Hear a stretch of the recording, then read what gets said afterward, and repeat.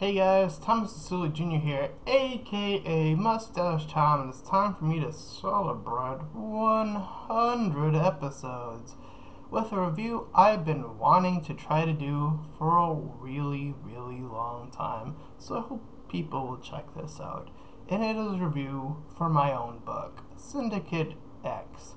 Now, in order to go into this review, of course, I have to be as subjective as possible. Now, I am going to be putting this up with my movie reviews, even though this is a book. And the reason for that being is that long ago, when I was a kid, I wanted Syndicate X to be a video game, and slightly after that, a movie. And the third thing I ended up doing was writing. And oddly enough, Syndicate X, the book, was the thing that came out first. And it was a flop, as far as I know still now. It has not sold very well. So, not a lot of people know what Syndicate X is. So, with that being said, this is going to be a non-spoiler review for Syndicate X.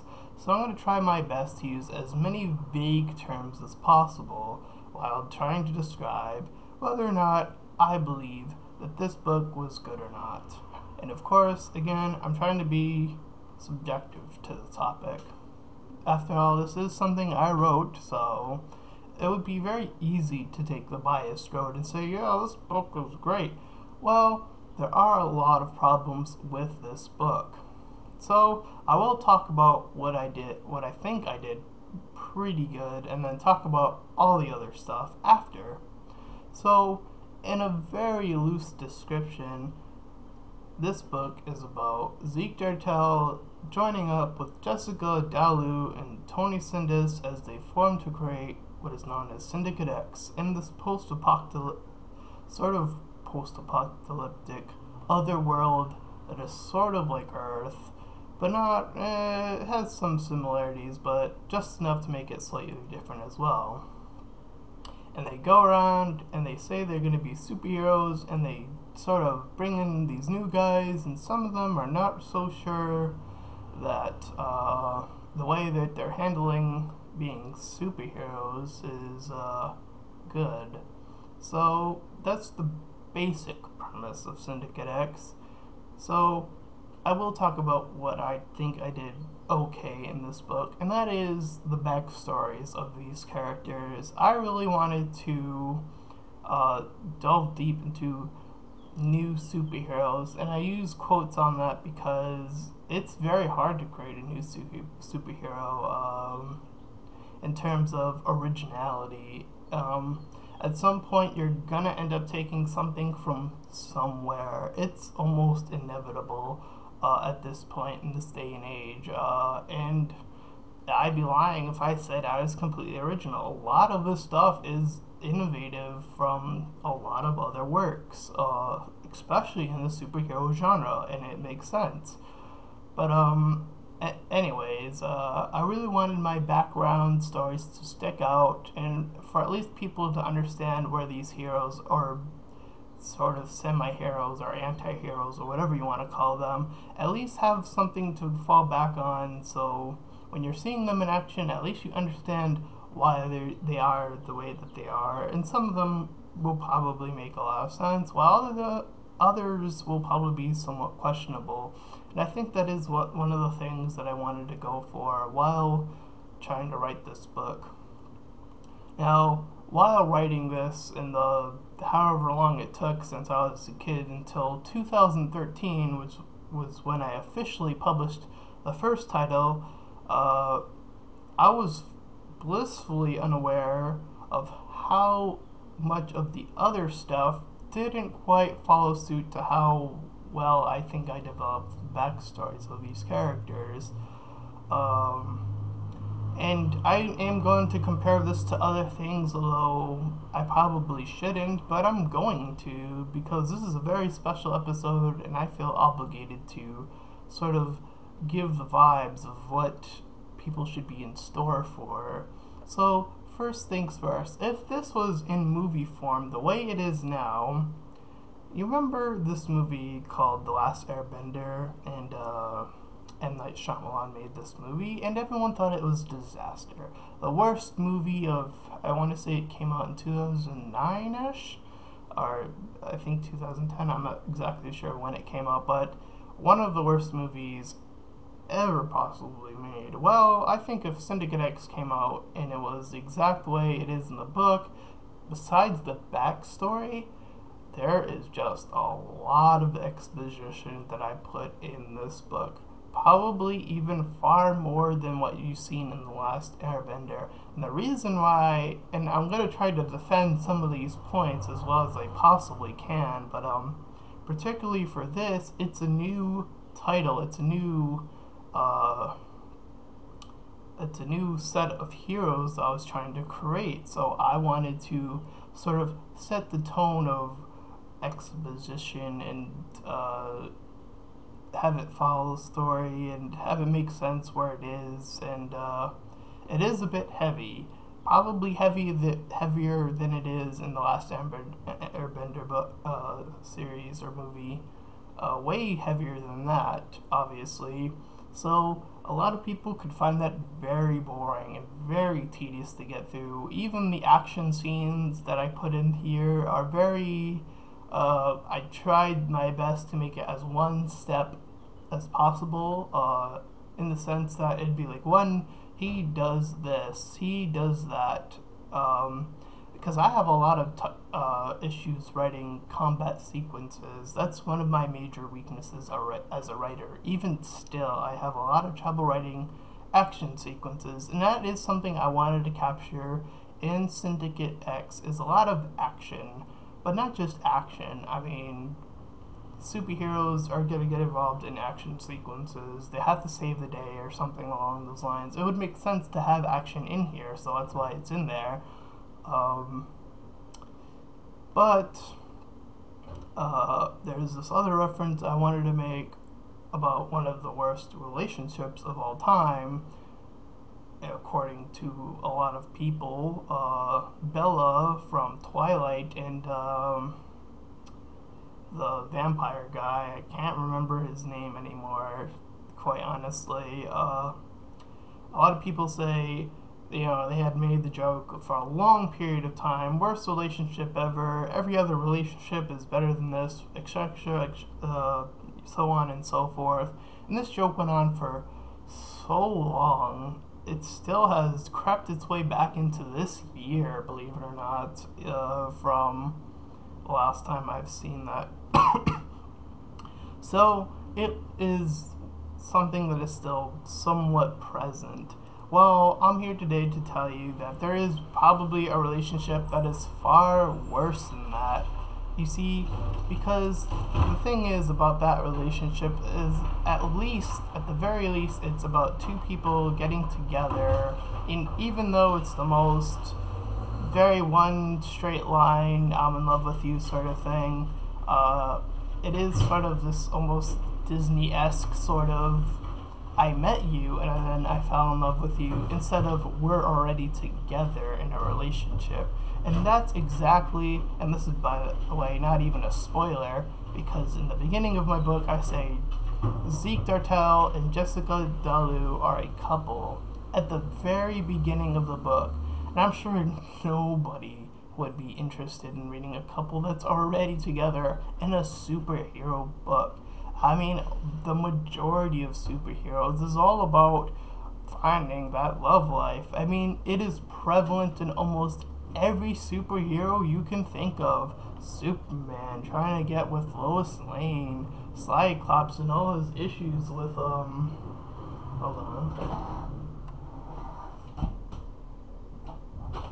Yeah, I was just checking what that noise was, but yeah, as I was saying, Cyclops and all his problems with Jean Grey, Spider-Man, and Gwen or Mary Jane, all these different relationships and other issues, and the list goes on and on and on, and it's all about trying to get up with that person.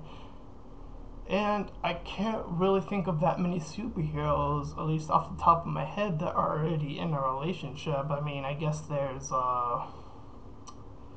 the two members in the Fantastic Four. But in the movie, it was like they weren't together. At least I don't think they were. But I guess in the comic book they're married or something. I guess there's Ant-Man, but they're not doing that for the movie. Probably, I don't know. I can't think of any others, to be honest. About people that are already in a relationship. So again, I don't think a lot of people would be interested in that. So I think that is sort of a definite weakness, and that's exactly why I wanted to try it though, because I couldn't think of a lot of relationships that started together. Of this is a couple that is trying to maintain their relationship and have that be a prevalent thing throughout the book. And it kind of comes off as it almost seems like they're almost one character because of how similar they are to each other instead of how different they are, and trying to hook up and connect with one another in a different sort of level and all that sort of stuff. So I think that for a lot of people it will seem like a very forced relationship, and I've seen tons of reviewers be sick of these forced relationships, and that's exactly what I have in my book. As far as it's presented, is that they're already together. It's sort of a forced relationship, uh, and even in the backstory, it sort of sets off that way. So that's that. What else was there that I wanted to talk about? There's action, there's relationships, and I'll talk about that a little bit more because of these two other things I kind of want to mention. But is there anything else? I'm not much of a comedy person, so I have a lot of trouble writing comedy personally. I'm sure that there are other people, writers, that do it like that. I try to put in personal jokes that will probably only apply to me, and when other people read that, they'll probably scratch their heads because they have no clue what it's referring to. So that does fall under a weakness, I do believe, because books are about trying to connect with other people while also trying to talk about yourself, and yourself does shine through your book, and that does apply to Syndicate X to a lot of degrees. There's a lot of things in here that really defines with me and what my lifestyle is all about. And since this has been a work in progress, it's been a developmental story throughout. I have to admit, that is something I probably would put under a strength, sort of, or in the middle ground, is that it is a really chained, developed story throughout, and I think it definitely shows because I didn't try to set a direct timeline, like, even though I said post-apocalyptic, I have trouble saying that word, but I tried to also make a few references to the old times, or before, or I'd really try to mesh and meld various different timelines, and I think that's something that is, I mean, it's probably been done before, and I think I did a decent job at it of sort of meshing all these different elements from when I was a kid to about when middle college years of when I published this. Uh, but the biggest offense and the biggest issue with this book is the amount of errors that are in this book, and that is not a spoiler. You're probably gonna see one fairly soon in this book. Um, and it was because I had rushed this, even though, because I had written it on paper when I was a kid. And then when I was in high school, I rewrote it on the computer because I didn't feel it was safe to be just handwritten like that. And I rewrote it in high school, as I said. And then when I looked back on it in college, I looked back on it and I completely nuked the project because I felt I had lost what I was going for when I was a kid. Because when I was a kid, I was always trying to have my friends look at it, and it would have all the disgust factor. There were sex jokes here and there, and that was particularly something I was personally proud of. Because I thought, yeah, sex, I'm a kid, haha, funny. And then when I look back at it now, I think that probably a lot of people, when looking about those scenes, are probably gonna see jokes that they've seen before because that's stuff that was lingered in the past. But I wanted to hold on to those memories, so I think a lot of them are very present in this book, while other things are very while some of the things are very current. So I think the story overall, besides the many mistakes, and by the way, I try to compensate for that by making a video. I want to say close to about a year ago, where I made the Syndicate X reading challenge, which is another video that didn't do so well. I didn't get a lot of people looking at it. And I was trying to compensate for having so many mistakes by saying, hey, if you find the most mistakes, you can get some sort of prize or something. But that didn't work out.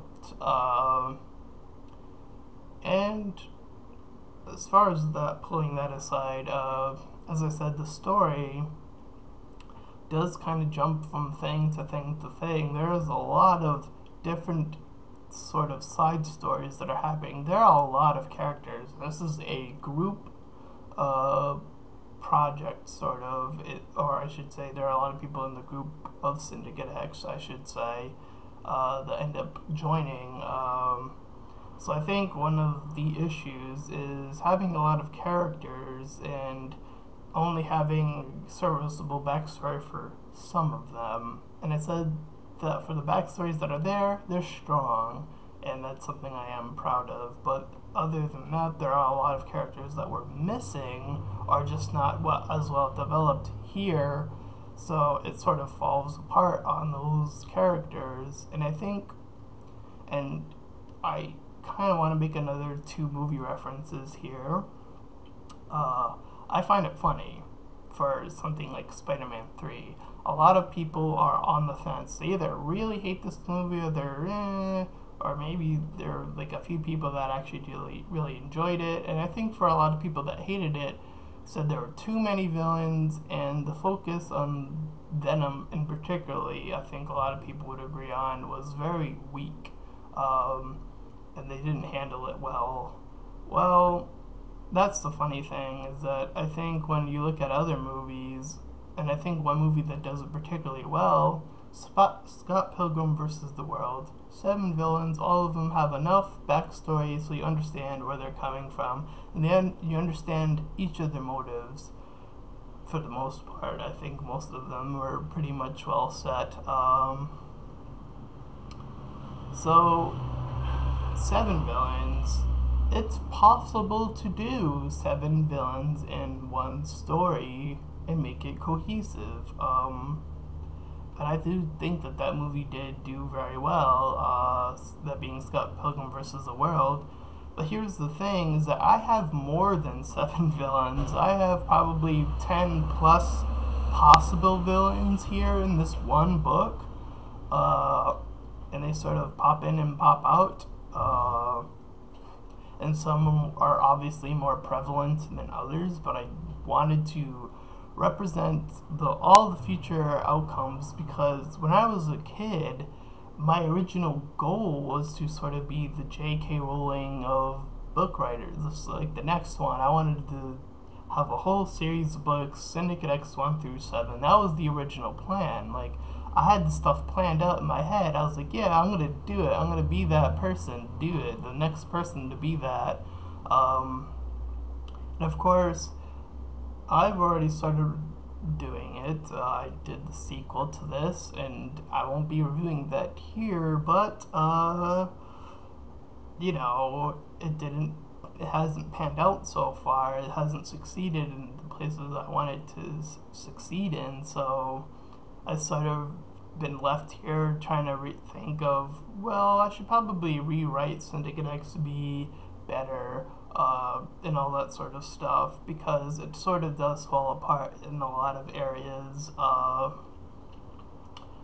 And I think I did that for the most part fairly recently, after the book was published, and I was trying to republish it, but I just don't have the sort of money or possibly support for that sort of idea right now. But you know, uh, I think what the new book was going to do was try to put in a lot more of the emphasis on the hero characters, and then the villain characters that were prevalent were going to be just as prevalent as they were, and then the sort of side characters would sort of go away for temporarily, and we would see them, but we wouldn't know too much about them, and it would sort of roll out from there. So this has a lot of bad to it, and I think that something that a lot of things that I have to work on have been worked on to some degree, at least. I mean, I still have issues with writing action sequences. I think they play out a lot better in my head, and I just have trouble writing it because, again, it's very sequence oriented to me. I feel like I almost have to say, this happens and then this happens. This is a very, those moments are very tell people what's happening and not show them what's happening, just because it's battling for me. It seems like a very direct thing. It's making contact with somebody. So, and I don't know if there are like metaphors around battling that I could pull off. I don't know. I feel very weak about in that section still to this day. I think that how I've developed the heroes further has really been the primary goal, though. I said that the backstory was strong, and I believe I've actually even made it stronger, particularly with the characters that were very close to being one dimensional as a consequence to having so many characters in one book. And I won't spoil it. I will just mention one character named Kale. When I started off, Kale was a very one-dimensional character. When I was a kid, he had a very direct goal, and he had a very particular mindset, and it didn't change or it didn't alter. And I had this inner thought of, this character needs a lot of work. I need to think of a lot of things to bring to the table for this character. So stuff like that was developed in the sort of rework of this book, which again, I can't say that I'm going to publish anytime soon. I mean, I would love to publish it this year. I would love to do that, and have the support that I didn't have when this book came out. It was just, yay, you published a book, now sort of whatever, I guess. That's sort of what happened. And it does suck that I wanted this to be like the big thing. I look at the superhero movies and I think this could work, on the context of where it goes and sort of the mayhem that it sort of brings to the table. Uh, it's sort of funny. I was sort of thinking about one of the parts that I added, and then I couldn't stop thinking about one of the recent movies that I saw, Mad Max Fury Road. That was just pure action throughout, because I created the scene that was in the book fairly early in the beginning. That I wrote this in before even knowing Mad Max was being sort of resurrected, and then sort of looking back at it and reading it over and then seeing Mad Max, I was like, this is very Mad Max before it came out, or this new Mad Max, I should say, specifically. And I won't spoil what it is. I think it's a very fun moment of just pure fun and pure adrenaline and pure action, to really set the tone for the rest of the book. I think that was one of the weaknesses as well, is that the beginning of the book was sort of dragging on a bit in this version. Again, sort of trying to explain a lot of what's going on because setting up this world seemed very difficult back then. And I think I did a bit better this time, and I think I do have some other things to sort of work on. And again, there's just some elements that I feel like kind of have to stick. Like a little bit later, I do explain the other two characters that are introduced pretty early on, who I mentioned, Jessica and Tony. Uh, these two characters, I pretty much outright explain what they look like. Because in books, you sort of, if you want to create an image, you sort of have to use colors or use expressions or use, you know, you can try to use metaphors in there as well, and I've worked on that, so that is something that is a bit more present now. And it is present here, just not as strong as I would have liked it to be, so that is something I did work on. What else? Anything else? I talked about the movies that I was going to talk about in reference to this. Yeah, I think that about sums it up without getting into spoilers. And again, that's a very weak word to use for a book that's this bad as far as books are concerned. This is sort of like if Troll 2 was a book, like, so bad it's sort of good sort of thing.